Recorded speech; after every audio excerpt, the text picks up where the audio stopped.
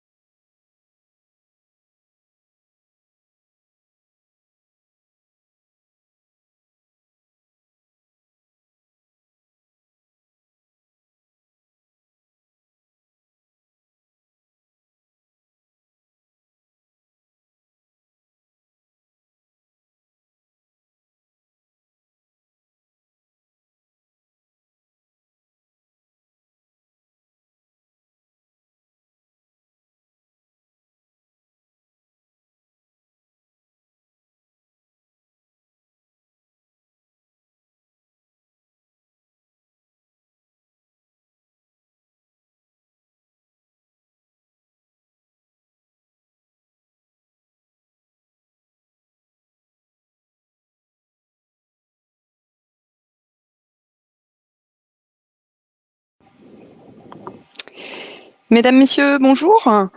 Nous vous remercions d'avoir rejoint notre webinaire Loi Avenir Professionnel, point clé, la future obligation de certification. Le temps de connexion sera d'environ 1 heure. Nous présenterons tout d'abord la thématique et puis ensuite nous consacrerons un temps pour répondre à vos questions éventuelles. Pour toutes les questions auxquelles nous n'aurions pas le temps de répondre en séance, nous vous adresserons une réponse d'ordre général dans la continuité de ce webinaire.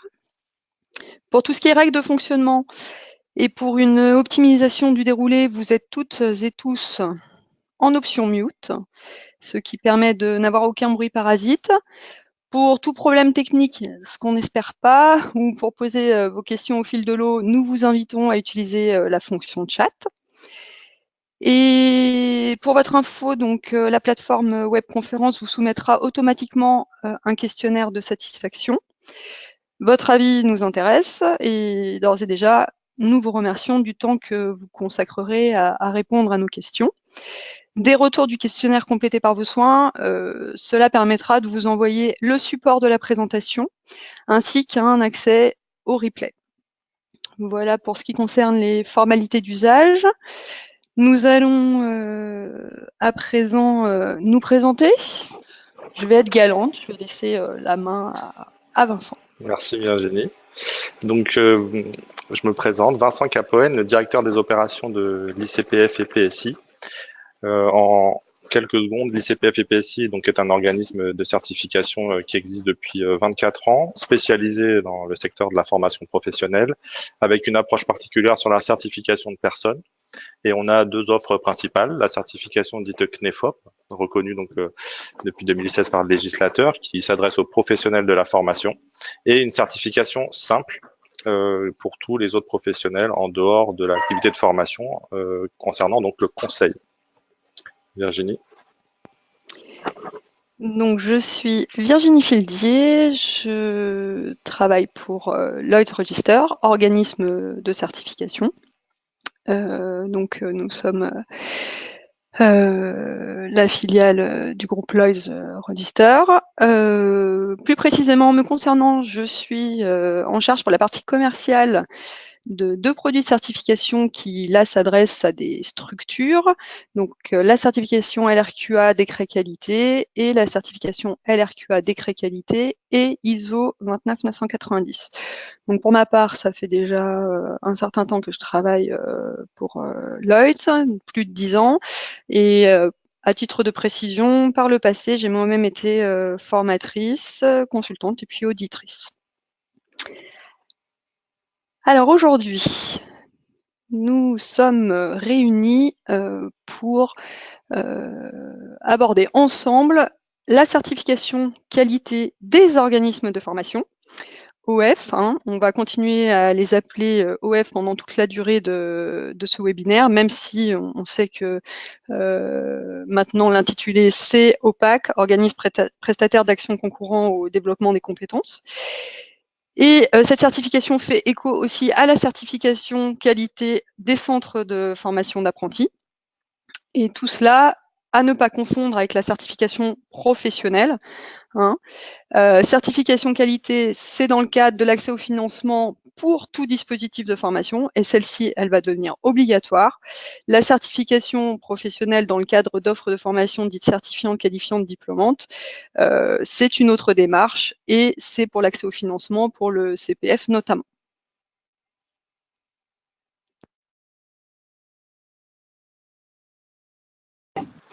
Je vais vous présenter la première partie donc concernant la situation, on va dire, en 2019, avec un rappel aussi de ce qui se passe depuis quelque temps. Donc le premier écueil qu'on voulait aborder avec vous, c'est des informations qu'on peut entendre ou lire un peu partout aujourd'hui sur le sujet qui nous intéresse, la qualité en formation professionnelle. Donc on va pas aborder tous ces sujets-là maintenant, on va les voir tout le long de la présentation, mais c'est un rappel qui nous paraissait nécessaire. Donc, premier élément, c'est que on entend des fois parler de certification France Compétences ou certification unique. Ce qu'il faut entendre par là, c'est qu'il y a un référentiel unique. La certification Datadoc, pareil, c'est un écho alors qui est un peu plus ancien. Aujourd'hui, on l'entend de moins en moins, mais il faut se rappeler que le Datadoc n'est pas une certification ou un label qualité. La certification professionnelle ou la formation de formateur, on entend aussi parfois que c'est une obligation. Non, c'est la certification qualité qui va devenir une obligation. La formation de formateur, ce n'est pas obligatoire, même si c'est un plus, bien entendu. Et ensuite, on entend aussi que les certificateurs qui seraient déjà accrédités, donc les certificateurs, c'est nous, LR ou ICPF, déjà accrédités par le COFRAC, sur un autre référentiel le seront forcément. Ça aussi, la réalité, c'est que c'est pas garanti et que surtout les critères pour le COFRAC ne sont pas encore connus. On vous le détaillera tout à l'heure. Alors, le sujet de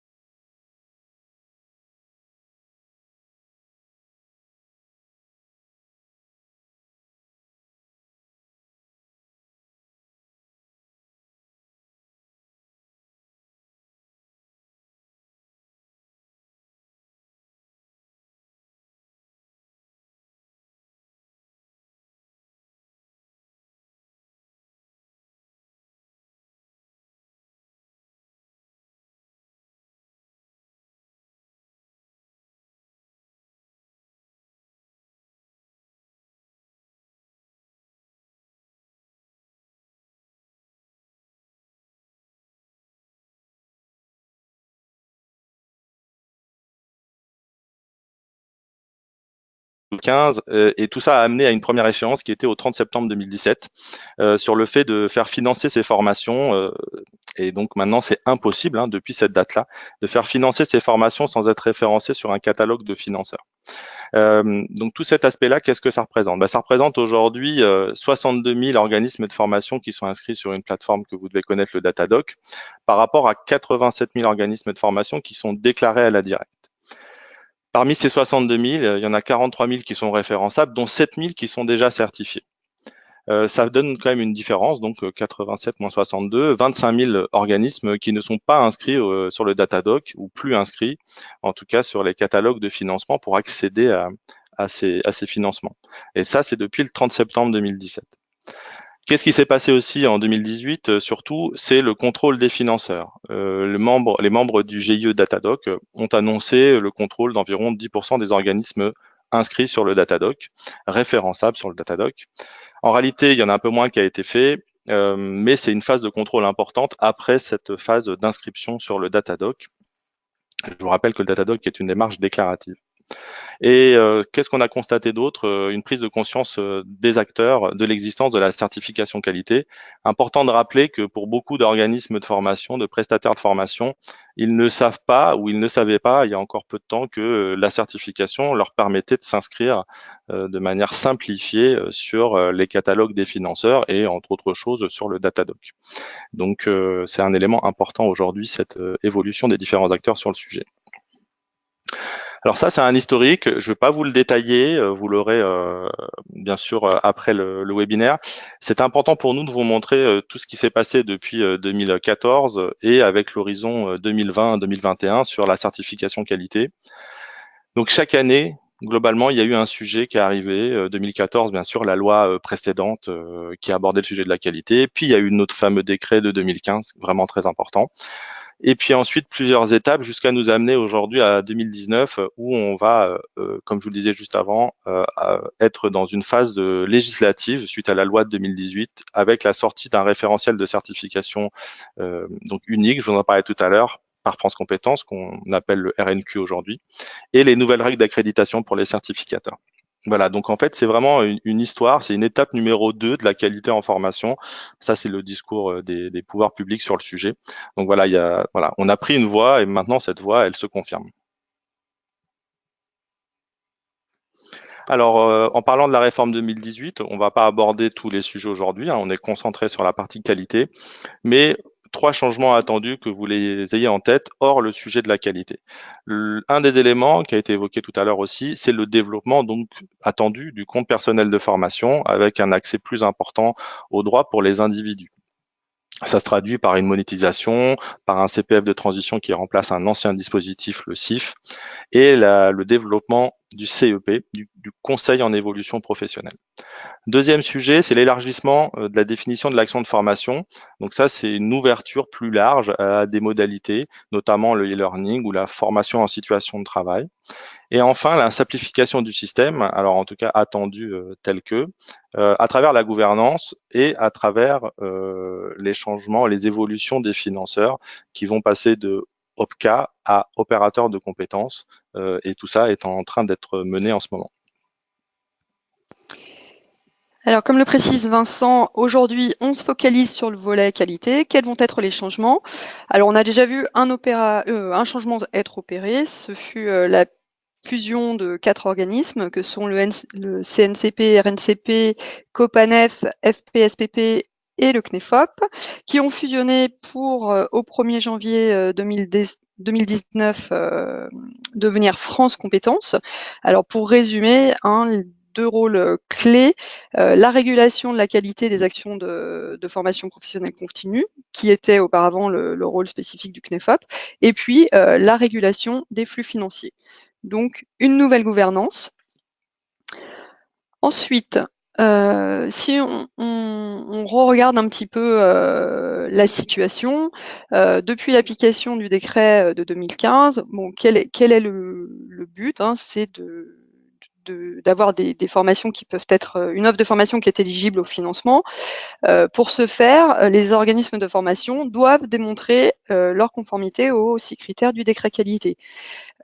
Plusieurs choix s'offrent à eux, et tout ça autour de la plateforme Datadoc. Donc un premier choix, comme vous le savez, de vous enregistrer de manière directe, vous renseignez les 21 indicateurs, vous téléchargez les éléments de preuve. Tout ça est revu par les commissions Datadoc et le but étant d'obtenir le statut référençable. Vous avez un autre choix qui est ce qu'on a communément appelé la procédure simplifiée. L'organisme de formation choisit de se préparer à la certification d'obtenir une certification parmi la liste de toutes les certifications disponibles sur la liste du CNEFOP, liste généraliste et liste spécialisée. Une fois la certification obtenue, cela consiste à télécharger son certificat dans la plateforme Datadoc et obtenir le statut référençable dans la plateforme Datadoc. Il y a une option qui n'est pas, enfin, il y a un chemin qui n'est pas décrit ici, c'est lorsque le financeur n'est pas membre de Datadoc, où là, il faut intégrer les propres procédures de référencement du financeur. La certification, elle a aussi une réponse dans ce cas-là. Là, c'est la situation aujourd'hui qui reste tout à fait applicable. Par contre, on évolue et l'échéance pour les organismes de formation, c'est le 1er janvier 2021. Et il va y avoir une obligation pour vous, organisme de formation, quel que soit votre statut, et pour les CFA, d'obtenir une certification qualité. Et vous devrez obtenir cette certification qualité auprès d'un organisme de certification, nous, qui devra être accrédité auprès du COFRAC. Voilà. Des précisions seront apportées aussi sur le fait qu'il est question d'une instance de labellisation qui sera portée par France Compétences pour certains domaines très spécifiques. Aujourd'hui, on a souhaité faire un focus sur la certification. Qu'est-ce que c'est? On part du principe, donc parmi l'auditoire, il y a voilà, vous êtes très nombreux, c'est très hétérogène. On a des gens qui sont très familiers de ce que peut être une certification et d'autres qui n'ont jamais été impliqués dans une telle démarche. Donc voilà, en gros, comment ça se caractérise. La certification, c'est avant tout une démarche volontaire. C'est une prestation qui est cadrée par un contrat de prestation où doit apparaître la raison sociale, le référentiel d'audit de la certification. Donc actuellement, ce sont les référentiels d'audit labellisés CNEFOP. Prochainement, ce sera le référentiel d'audit, le référentiel national qualité. La certification, elle est caractérisée par un périmètre, c'est-à-dire c'est l'ensemble des activités auxquelles s'applique la certification et qui vont être auditées. Je vous donne un petit exemple, par exemple, délivrance de prestations dans le domaine des ressources humaines et du management, par exemple. Voilà, ça c'est un périmètre. Et une certification, eh bien, c'est une démarche sur 3 ans, c'est un cycle de 3 ans. Alors, un petit astérisque parce que je vais revenir juste après sur qu'est-ce qui se passe pendant ces 3 ans. La caractéristique de la certification aussi, c'est que c'est une évaluation qui doit être absolument indépendante, impartiale et objective. Et cela est pratiqué au travers de l'audit. Une certification, vous passez un audit, vous avez en termes de livrables un rapport d'audit qui reprend les constats d'audit, c'est-à-dire la liste des potentiels écarts par rapport au référentiel. Et puis, vous avez l'émission d'un certificat et ce certificat est valable 3 ans. Alors, ce qui est très, très important aussi dans la démarche de certification, c'est qu'il doit vraiment y avoir une dynamique d'amélioration. C'est ce qu'on va voir à présent. Vous êtes engagé dans un cycle de 3 ans. Donc, c'est pas on passe le premier audit et après il ne se passe rien. Au contraire, c'est un travail de tous les jours. Le dispositif doit être maintenu et c'est là où il y a une réelle dynamique d'amélioration. Alors, la certification, cycle de 3 ans. La première étape, un audit initial qui se décompose en 2 phases.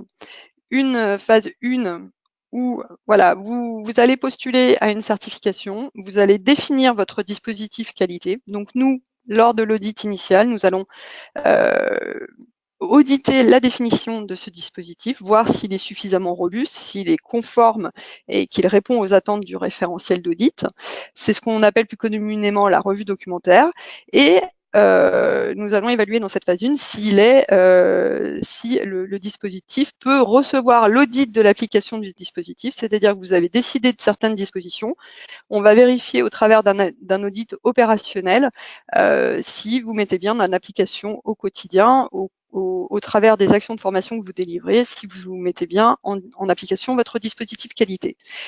Au terme de cet audit initial, il y a un avis de recommandation qui est émis, c'est-à-dire la décision de certification, et ça donne lieu à l'émission d'un certificat qui est valable 3 ans moins 1 jour. On est sur un cycle, c'est rythmé. Chaque année, à date anniversaire, vous aurez ce qu'on appelle un audit de surveillance. Donc là, c'est un audit partiel du système par échantillonnage. Et on va s'assurer que sur la période qui s'est écoulée, eh bien, le dispositif qualité, il a bien été maintenu, qu'il est efficace, pertinent, et qu'en plus, vous avez fait des petits progrès d'une année sur l'autre.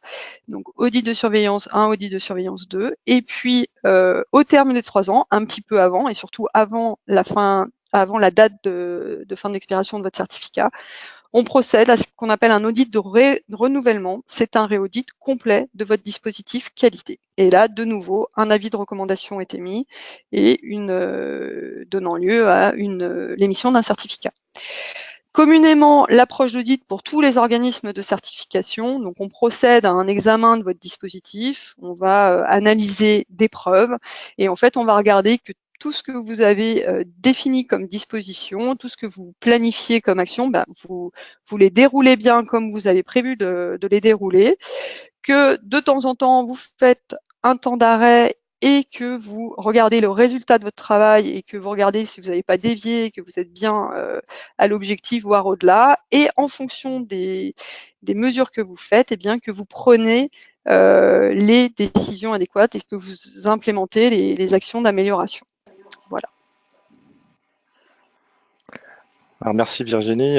Donc là, maintenant vous devez vous poser la question, en tout cas je l'espère, pourquoi cette obligation de certification?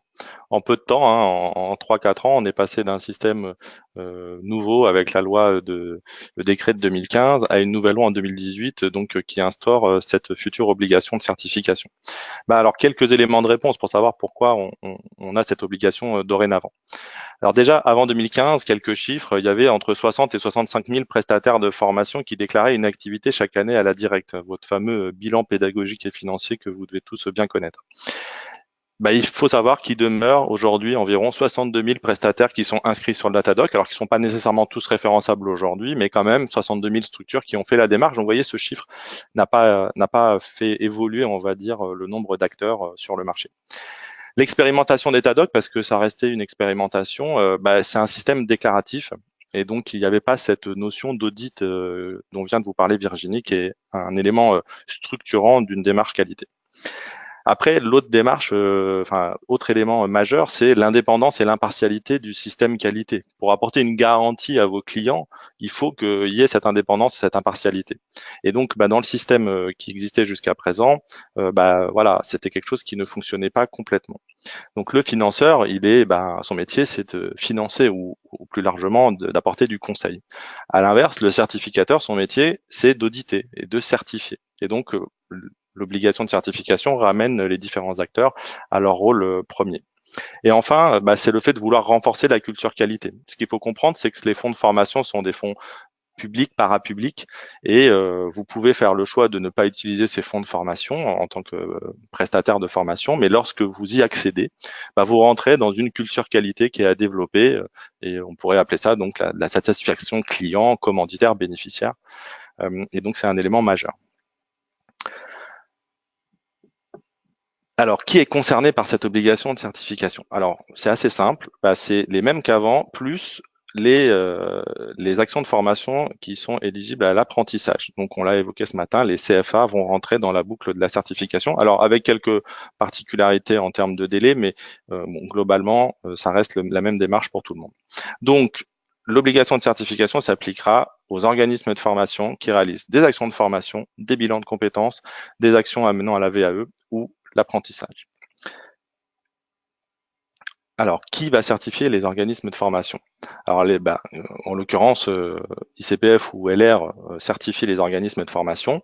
La nouveauté, c'est que ces organismes-là devront obtenir une accréditation par le COFRAC. Donc, il y aura bien plusieurs certificateurs qui vont devoir faire une démarche auprès du COFRAC. Donc, il va y avoir des nouvelles règles, je vous le disais en introduction sur les écueils, il va y avoir des nouvelles règles d'accréditation officialisées à la fin du premier semestre. Ça va amener quoi? Une harmonisation des pratiques des certificateurs. Donc pour vous, organismes de formation, c'est plutôt une bonne nouvelle parce que ça va harmoniser les pratiques. Et enfin, ce qu'il faut retenir, c'est qu'il n'y aura pas d'impact pour vous. C'est vraiment une démarche propre aux certificateurs. C'est alors leur manière de travailler, leur manière de fonctionner qui va être traitée.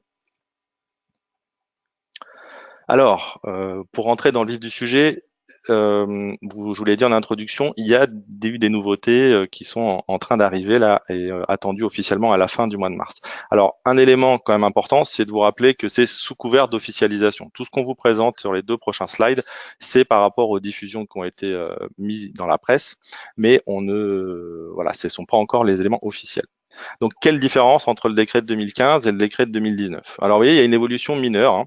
L'évolution, c'est de passer de 6 à 7 critères, sachant que le nouveau critère concerne l'inscription du prestataire de formation dans son environnement socio-économique. À l'époque, il n'y avait pas d'indicateur défini, il n'y avait pas un nombre d'indicateurs définis en 2015 dans le décret. C'était propre à chaque certificateur. Donc, ICPF ou LR avait par exemple sa propre démarche. Là, le décret 2019 spécifie qu'il y aura 32 indicateurs à respecter. Des nouveautés, je vous l'ai dit, en termes de public. L'ouverture au CFA, je reviens pas dessus. Par contre, des nouveaux sujets qui sont abordés. Les sujets notamment liés à la certification professionnelle, c'est un élément qui va se développer, je vous le disais aussi en introduction sur le CPF. La question de handicap, qui est une situation toujours assez complexe à prendre en compte, et la question du renforcement de la relation avec les bénéficiaires, un sujet majeur aujourd'hui en formation professionnelle, l'accès aux bénéficiaires en amont et en aval de toute action. Et enfin, un sujet qui est important dans notre secteur, c'est les mentions à la sous-traitance. Il n'y en avait pas dans le décret 2015 et depuis le décret de 2019, en tout cas ce qui est attendu, c'est un indicateur dédié qui spécifie donc que lorsque vous faites appel à de la sous-traitance ou au portage qui est assimilé, il s'assure du respect de la conformité au référentiel. Donc, vous voyez, la responsabilité que vous avez quand vous faites appel à un sous-traitant, elle est équivalente à celle que vous prenez lorsque vous intervenez vous en direct. Donc, pour résumer, ce qu'il faut garder en tête, c'est qu'entre au moins 80% de la démarche existante en 2015 va être poursuivie en 2019. Donc, ce sera une évolution de ce qui existait jusqu'à présent. Alors, sur la partie d'après, comment se faire certifier? On a des nouveautés. Il y a un arrêté donc qui va être publié sur le sujet incessamment sous peu, qui va définir donc ce qu'on appelle des non-conformités. Donc pour ceux qui ont l'expérience en matière de qualité, c'est quelque chose qui vous parle déjà, mais là ça va être harmonisé. On va dire voilà, non-conformité majeure, non-conformité mineure. Voilà à quoi cela correspond. L'avantage de travailler avec des certificateurs indépendants comme LR ou ICPF, c'est que c'est des démarches qu'on a intégrées dans notre fonctionnement depuis tout le temps. Autre nouveauté, il va y avoir un échantillonnage pour les prestataires qui ont plusieurs sites. Voilà, donc sachez, pour ceux qui ont des structures avec plusieurs sites, il y aura un échantillonnage qui sera fait lors des audits à venir. La durée d'audit, elle sera variable en fonction de votre chiffre d'affaires. Voilà, vous avez les informations décrites.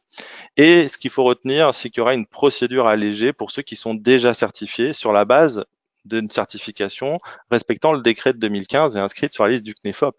Ce que je vous ai dit juste avant, c'était pour ceux qui sont déjà engagés ou qui vont le faire tout de suite. Vous aurez déjà réalisé au moins 80% de ce qui est attendu demain. Donc, c'est une étape importante à passer. Alors, on a fini la présentation générale. On va prendre quelques instants pour vous présenter nos offres de manière très succincte et ensuite finir sur un récapitulatif par Virginie.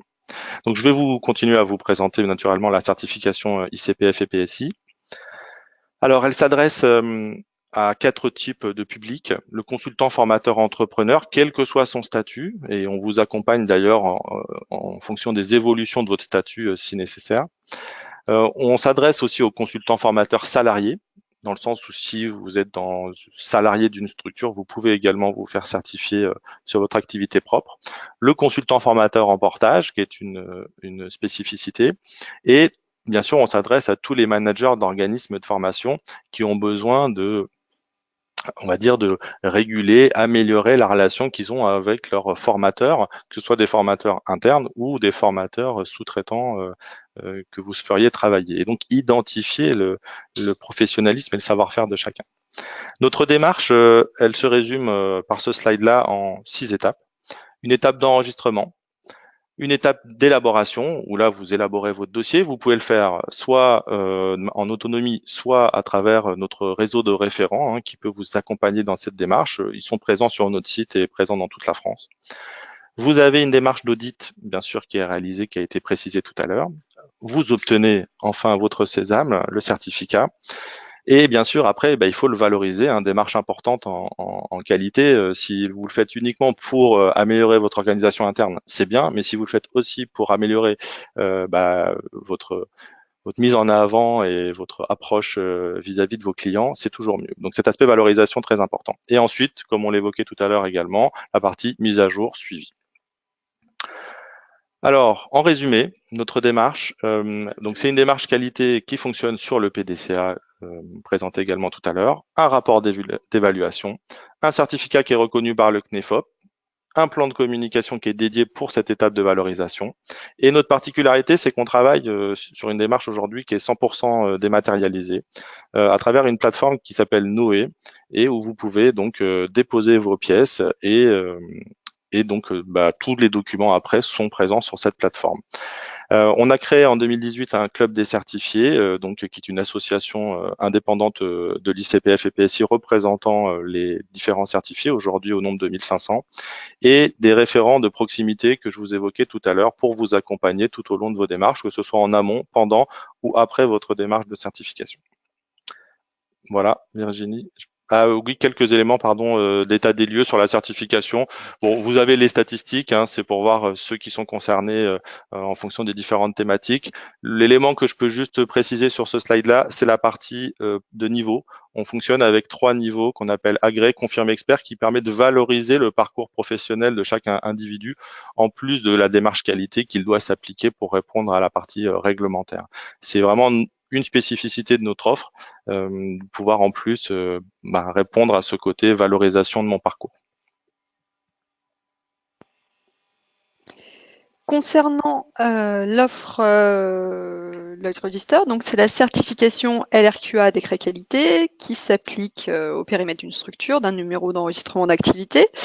Cette certification se fait selon notre référentiel d'audit propre LRQA qui a été validé par la commission technique du CNEFOP, donc labellisé CNEFOP. La particularité de nos audits, c'est qu'ils se déroulent à distance, à minima un partage audio et partage d'écran. Alors j'insiste bien, c'est à distance, vous êtes en contact tout au long de l'audit avec l'auditeur où vous pouvez échanger et discuter des différents points de votre dispositif qualité. Le déroulé, c'est dans la même lignée du cycle que je vous ai présenté tout à l'heure, un audit initial composé d'une phase 1, revue documentaire d'une phase 2, suivi de 2 audits de surveillance, un audit chaque année à peu près à date anniversaire. Alors il faut voir au cas par cas, mais on est sur une durée moyenne d'1 jour d'audit par an. Voilà, hein, c'est la durée nécessaires. Donc, nous communiquons aussi au cas par cas, après bien avoir étudié la composition de la structure, nous communiquons les tarifs, mais globalement, on est sur un montant d'environ 3 000 € pour 3 ans. J'insiste bien, pour 3 ans. L'audit à distance nous permet une bonne flexibilité dans la planification des audits, ce qui fait que à ce jour, on est à peu près à 2 mois en termes de disponibilité de nos auditeurs. Donc, juste un titre de précision, mais on l'avait déjà présenté lors de précédents webinaires, je vous ai remis les grosses spécificités de notre référentiel avec les différents critères en orange. Vous aurez tout ça dans le support. J'insiste sur le côté auditeur dans nos certifications. Voilà, Lloyd's Register, on accorde une grosse importance à la ressource auditeur. Donc, tous nos auditeurs sur le décret qualité ont été dans le passé ou via leur expérience des formateurs, des consultants. Tous nos auditeurs sont qualifiés, formés sur le référentiel d'audit, bien sûr, le référentiel actuel validé par le CNEFOP, le seront au plus vite sur le référentiel national qualité. Là, maintenant, ils sont forts d'une expérience de 2 bonnes années sur l'application du décret au travers de tous les audits qu'ils ont pu conduire. Nos auditeurs seront en mesure très rapidement de pouvoir vous proposer ce qu'on appelle un gap analysis, c'est-à-dire vous déterminer le chemin à parcourir pour glaner votre certification RNQ. Donc, très prochainement, lors de nos audits, nous proposons cette vision gap. Et puis aussi, un gros atout, c'est que nos auditeurs décret qualité ne sont pas que sur ce produit. Par ailleurs, ils auditent des systèmes de management type ISO, donc ils ont une réelle connaissance système, et ça, c'est très porteur pour les organismes audités, pour faire évoluer le dispositif qualité et les faire progresser sur la voie de l'amélioration continue. Alors, volontairement, j'ai focalisé aujourd'hui sur la certification LRQA décret qualité. On a un second produit où c'est exactement le même déroulé. Les audits se font sur site par contre, et il y a une matrice de traçabilité en lien avec l'ISO 29990. Pour plus de renseignements, n'hésitez pas à nous consulter. Voilà pour ce qui est de nos offres. Voici pour ce qui est des informations qu'on voulait vous communiquer aujourd'hui. Un petit diapo pour récapituler un petit peu tout ce qu'on a vu ensemble. Donc, des nouveautés, des obligations, et surtout ce qu'il faut retenir aujourd'hui pour vous, et je crois que vous l'avez compris, l'échéance, c'est le 1er janvier 2021 et cette obligation de certification. Alors, la stratégie, elle est entre vos mains, ça c'est certain. Par contre, nous, on voulait saisir l'opportunité de ce webinaire et en tant qu'organisme de certification, on se voulait d'être force de préconisation et très factuellement, et par rapport à toutes les informations qu'on a pu vous communiquer dans le temps qui vient de s'écouler, et par rapport aux chiffres qu'on a vus, eh bien, voilà, vous pouvez décider à votre rythme, mais nous ne pouvons que vous préconiser d'anticiper la recrudescence des demandes qu'il va y avoir en 2020. Aujourd'hui, ce qu'on peut vous dire factuellement, c'est qu'on peut vous garantir les délais, on peut vous garantir les prix, on peut appréhender la prochaine échéance, ne pas revivre les expériences un peu difficiles des débuts du Datadoc. Donc voilà, on peut vous accompagner sereinement sur la prochaine échéance. On l'a vu ensemble, les prestataires qui seront déjà certifiés selon une certification labellisée CNEFOP, comme c'est le cas LR ou ICPF, les conditions seront aménagées. Donc maintenant, voilà, il faut voir, est-ce que vous hésitez entre être primo-accédant sur la certification RNQ ou est-ce que vous voulez faire ça, c'est-à-dire opérer une transition lors d'une visite de surveillance dans votre cours de certification parce que vous aurez déjà anticipé la certification dès maintenant. À vous de voir. Et voilà, et vous avez aussi la possibilité de rejoindre les 10% des organismes certifiés, de déjà vous mettre dans un exercice d'audit et d'appréhender au mieux la situation et d'aller sereinement vers cette prochaine obligation et d'être prêt dans les temps impartis. Voici les messages qu'on voulait vous présenter aujourd'hui. Alors, nous vous invitons à poser vos questions. Ce qu'on va faire, c'est qu'on va vous quitter 2 petits instants en termes de son. On va compiler l'ensemble des questions et on revient tout de suite après vers vous pour vous formuler des réponses pendant le temps qu'il nous reste. À tout de suite.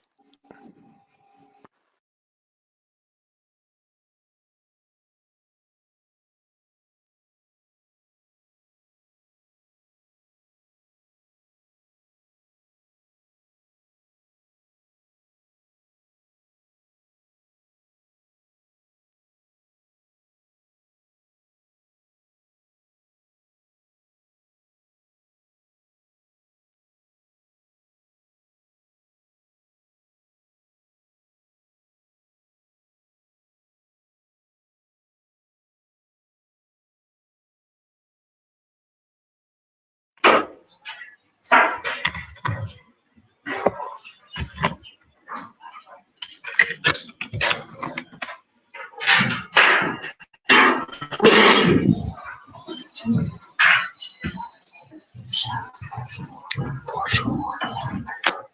Merci pour tout à l'heure.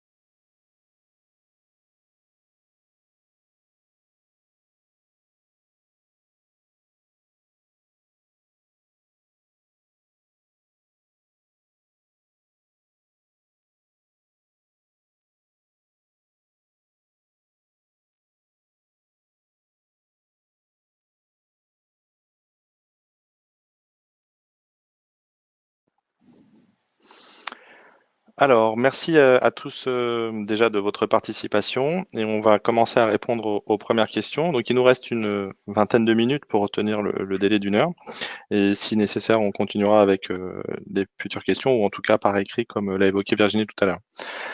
Alors, la première question à laquelle on peut répondre. Alors, qu'en est-il du tarif pour les organismes de formation ayant le Datadoc? Alors, bon, on n'a pas encore les informations exactes pour les tarifs pour ceux qui ont déjà le Datadoc, mais comme on vous l'a évoqué, il y aura une procédure simplifiée. Donc, ce qui est annoncé, mais pas encore officiel, c'est que la durée d'audit sera moins importante. A priori, bon, imaginons que si l'audit obligatoire est d'une journée, pour vous, ce sera une demi-journée. Voilà, donc il y aura une période aménagée. Donc, c'est en attente d'officialisation, mais si c'est le cas, ben, naturellement, le tarif en sera diminué. Voilà. Pour ceux qui ont une certification, pour ceux qui ont le Datadoc, vous devrez recommencer de zéro. Autre question technique, que signifie plus précisément la notion d'inscription du prestataire dans son environnement socio-économique, donc le fameux septième critère, le nouveau critère, puisqu'il sera a priori en position numéro 6. Ça, c'est votre capacité à intervenir sur un territoire donné, c'est votre capacité à monter des partenariats, à travailler avec des partenaires, enfin avec d'autres organismes de formation par exemple, sur des spécificités qui ne seraient pas votre cœur de métier. Donc voilà, c'est votre implantation et votre capacité à travailler dans un environnement donné.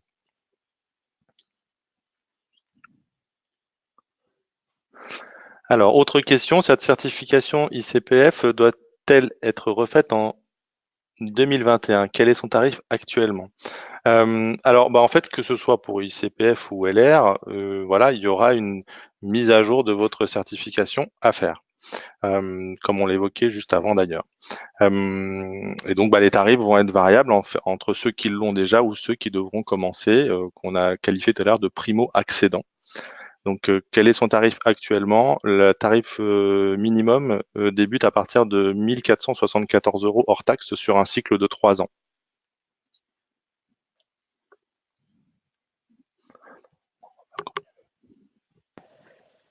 Alors, comment ICPF et LRQA vont s'organiser pour être accrédités selon l'ISO 17065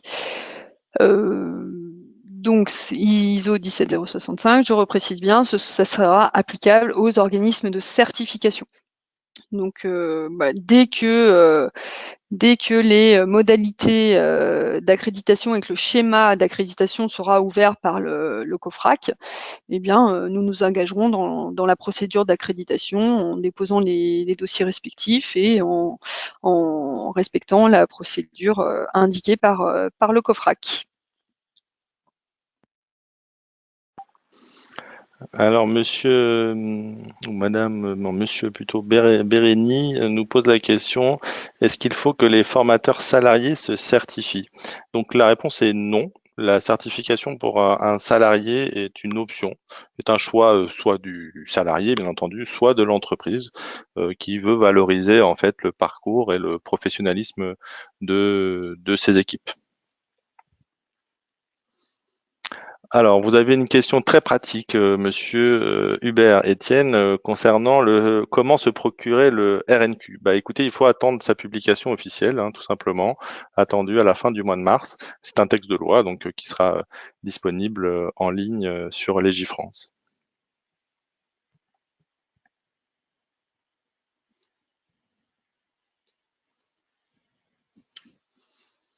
Alors, on continue à regarder les différentes questions et à les trier.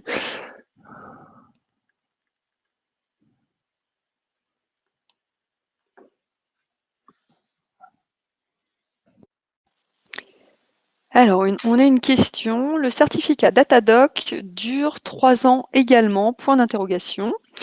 Question de Gwendoline Ferret. Alors, là, on rappelle, hein, ça c'est une idée reçue, le Datadoc n'est pas une certification. Le Datadoc permet d'intégrer les catalogues de référence des financeurs. Ce qui va être obligatoire, c'est d'obtenir une certification auprès d'un organisme certificateur. Et là, la certification sera valable 3 ans dès lors que vous avez rempli les conditions dès l'audit initial. Mais voilà, on le rappelle, Datadoc n'est pas une certification. Et elle ne permet pas de répondre, enfin, le statut Datadoc référençable ne permet pas de répondre à l'obligation de certification. Alors, je vais répondre à une question de nouveau, puisqu'en effet, a priori, la réponse n'a pas été très claire sur la première. Donc, est-ce que quand vous êtes validé sur le Datadoc, référençable sur le Datadoc, vous devrez refaire une démarche de certification?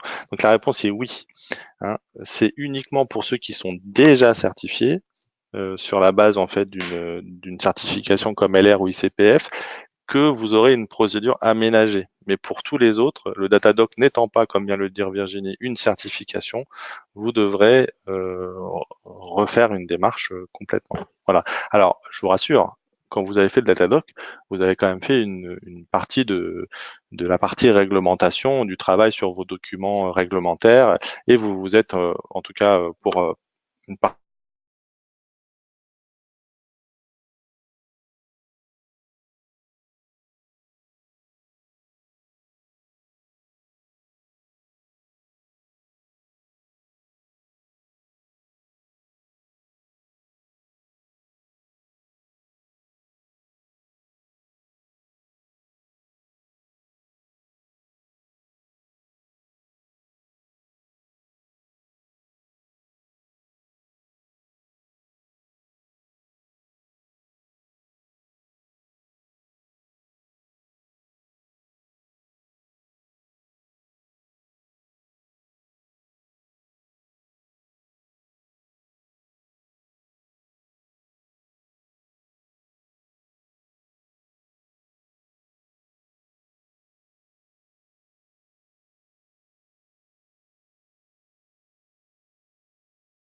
vous devez juste mettre en place dans votre démarche qualité un système qui garantit que sa façon de travailler est la même que si c'était vous-même. Voilà, tout simplement. Donc il n'y a pas de distinction étranger ou français. Voilà, c'est juste une garantie que vous devez apporter. Alors il y a une autre façon de faire, c'est que vous lui demandez à votre sous-traitant de se faire certifier lui-même, ce qui est possible à travers certaines démarches comme la nôtre ICPF.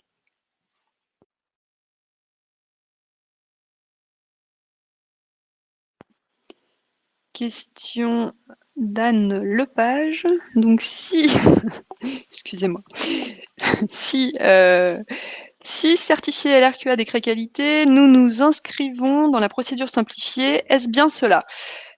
Actuellement, être certifié selon une certification disponible sur la liste du CNEFOP vous permet de vous enregistrer de manière simplifiée dans la plateforme Datadoc.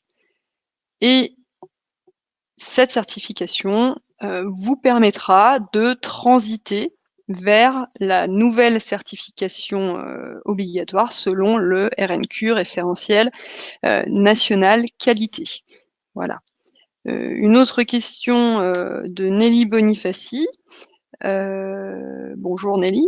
Référentiel national qualité, avez-vous une date? Comme l'avait dit Vincent, donc il faut attendre la publication très prochaine, mais annoncée fin mars 2019.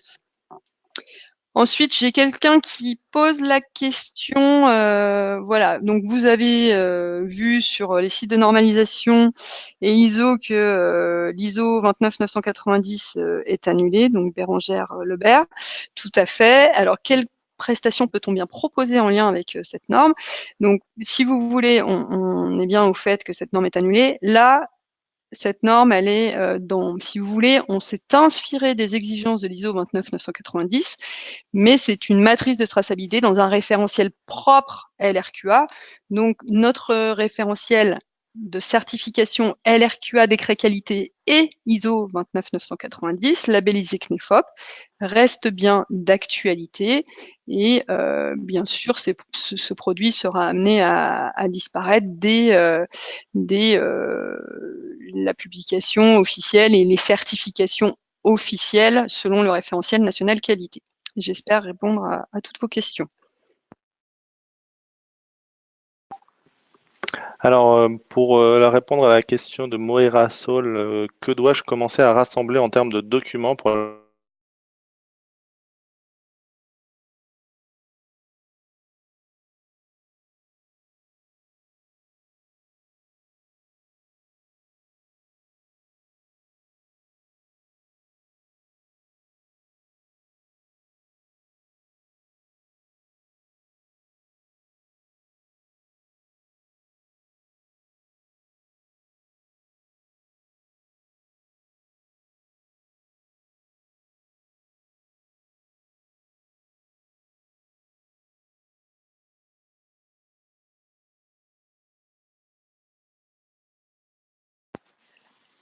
Alors, vos audits, question de Franck Pinguet, vos audits de suivi pour le RNQ seront-ils à distance? C'est possible. Après, là, on attend vraiment la publication des modalités de certification où seront vraiment précisées les modalités sur site ou à distance. Ce qui est presque certain, c'est que l'audit initial se fera sur site. Ensuite, à voir pour les audits de suivi.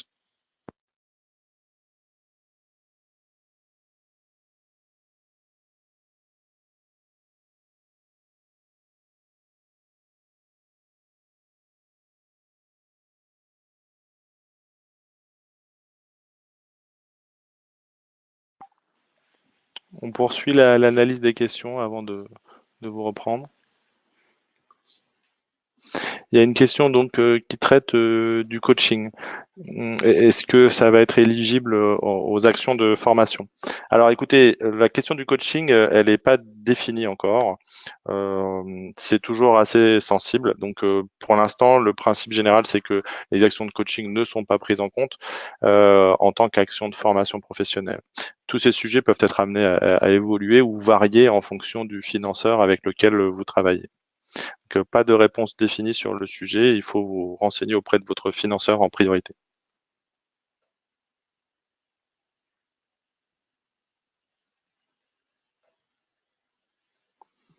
Il y a une question sur est-ce que l'ICPF est applicable à tout organisme de certification, de formation, pardon. Comme je vous l'ai dit, la particularité, c'est la certification de personnes. Donc, elle s'adresse prioritairement aux organismes de formation à taille humaine, de certification de personnes avec, par exemple, tous les consultants formateurs indépendants.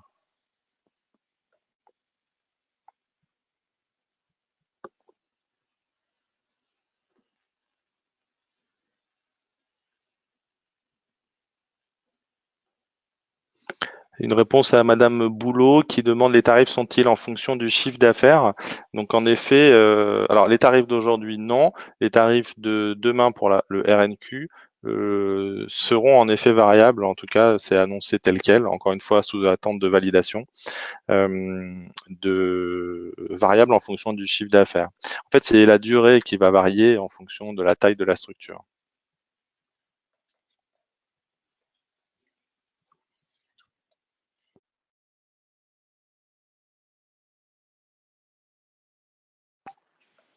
Alors, bah, écoutez, on va proposer de terminer le webinaire sur cette dernière question.